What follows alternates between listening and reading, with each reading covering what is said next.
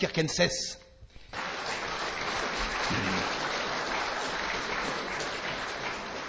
Adulation insensée d'une consommation de biens matériels entassés sans aucun bonheur attendu. Unsinnige Effondrement de l'art poétique, disparition de la créativité musicale, lyrique, plastique et picturale au profit de simagrées d'imposteurs. Dessèchement et oubli des arts et traditions populaires. Austrocknung Mort de l'humour populaire et du rire, la vis comica, au profit du ricanement triste. Déclin dans l'âme collective d'émotions fraîches et vraies, de simplicité, de projection dans l'avenir, en dépit de l'optimisme factice des discours officiels. Explosion de la criminalité et de la violence quotidienne, associée à une fragilité psychologique préoccupante et à une inflation de discours dégoulinants d'altruisme culpabilisé. Coexistence entre un matérialisme acharné et rationalisé et le succès de fausses spiritualités pseudo-ésotériques et au fond désenchantées. On pourrait continuer longtemps ce sinistre diagnostic. Tous ces signes pathologiques de chaos culturel sont ceux d'une civilisation qui est en fin de cycle. Ces symptômes étaient déjà présents dans les décadences des peuples passés, atteints de sénilité, mais ils n'ont jamais été aussi forts et si généralisés qu'aujourd'hui.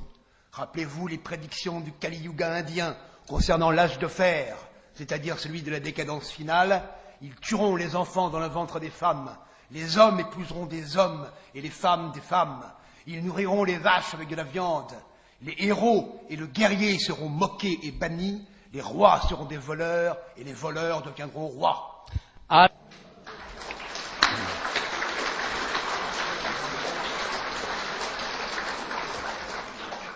Aucune société humaine vivant dans une telle négation des lois naturelles, qui manifeste une permissivité débridée pour tout ce qui est contre nature et suicidaire, mais une intolérance sans appel pour tout ce qui vise à restaurer l'identité, ne peut échapper à une disparition rapide.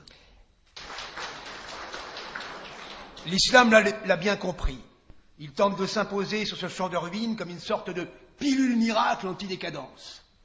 Mais nous devons, à la différence de certains pseudo-identitaires, fascinés comme des moineaux et adeptes de la trahison, ne trouver les solutions qu'en nous-mêmes.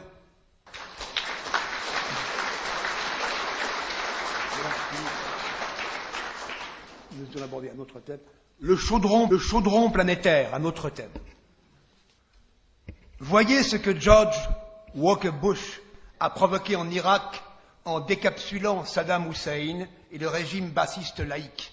Tout cela pour s'emparer des réserves pétrolières et obéir au lobby pro-israélien.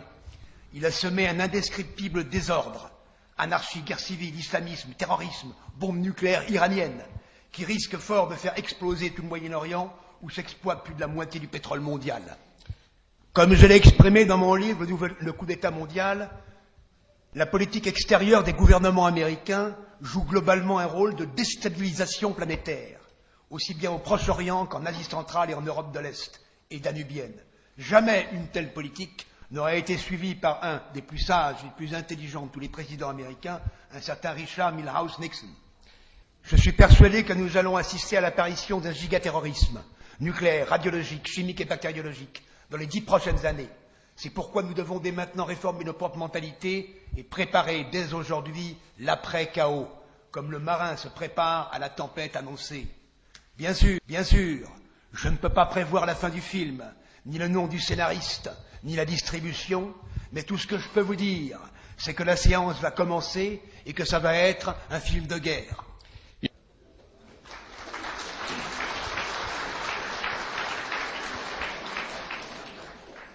Autre chapitre de l'ethnopolitique et d'autres notions optimistes. Cette vision des choses n'est nullement pessimiste. Elle n'augure pas la fin des peuples d'origine européenne, des peuples blancs, aux cultures et aux atavismes anthropologiques apparentés, en dépit des mots qui les rongent.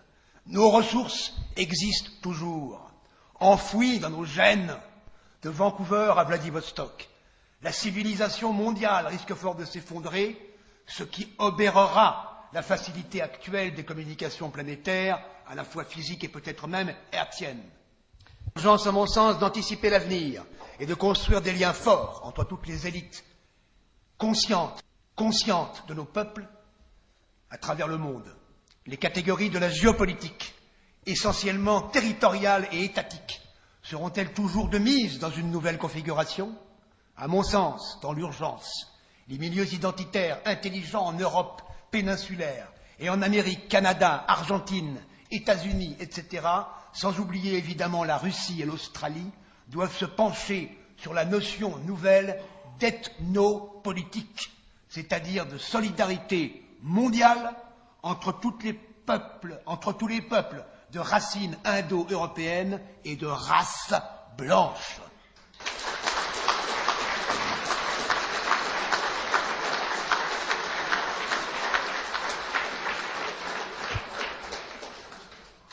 Débarrassons-nous de cette idéologie politique universaliste issue des révolutions américaines et françaises, selon laquelle il faudrait construire une civilisation globale dont une certaine démocratie serait le modèle.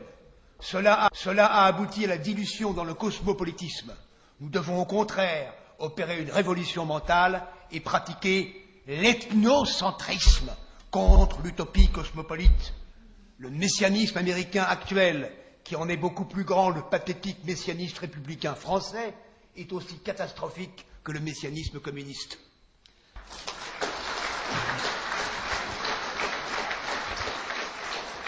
Il convient aussi d'abandonner l'altruisme mondialiste culpabilisé, issu d'une dérive de la charité chrétienne.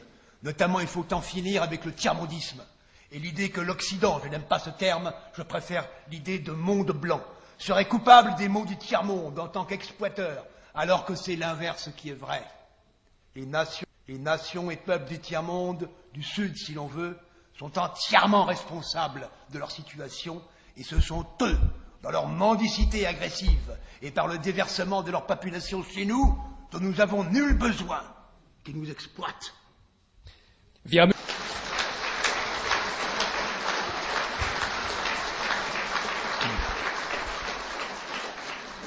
Il ne s'agit pas d'être impérialiste, c'est-à-dire de vouloir dominer les autres pour les asservir ou leur apporter nos lumières, mais de pratiquer le chacun chez soi.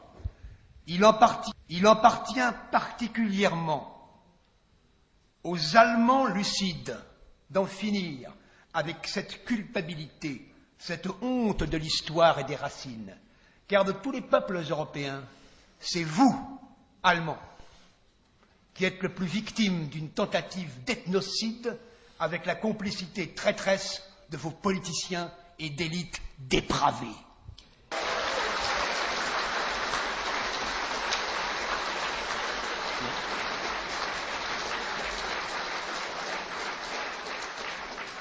Une civilisation, une nation, un peuple, une race qui ne se considère pas comme supérieure aux autres, mais pratique le relativisme égalitaire, ou pire, se considère comme inférieur, ce qui est le cas de beaucoup d'élites blanches, rongées par une culpabilité et un repentir morbide, sont condamnées à décliner ou à disparaître. Ce relativisme culturel, ou ethnopluralisme, qui met ridiculement sur le même plan, par exemple, l'art primitif de peuplade, quand nous avons nous-mêmes sorti du néolithique avec Praxitèle ou Michel-Ange, est un des pires avatars de l'égalitarisme.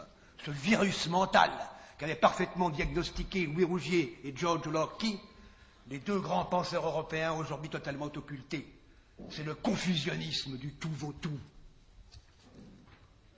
Même les Noirs américains et maintenant français développent l'idée de leur excellence et de leur supériorité intrinsèque, sans être atteints par le sens de l'humour. Que dire des Indiens, des Chinois, des Arabes et de tous les musulmans qui vantent, sous les applaudissements des intellectuels occidentaux, cette supériorité de leur propre civilisation, voire de leur race. Un Européen qui ferait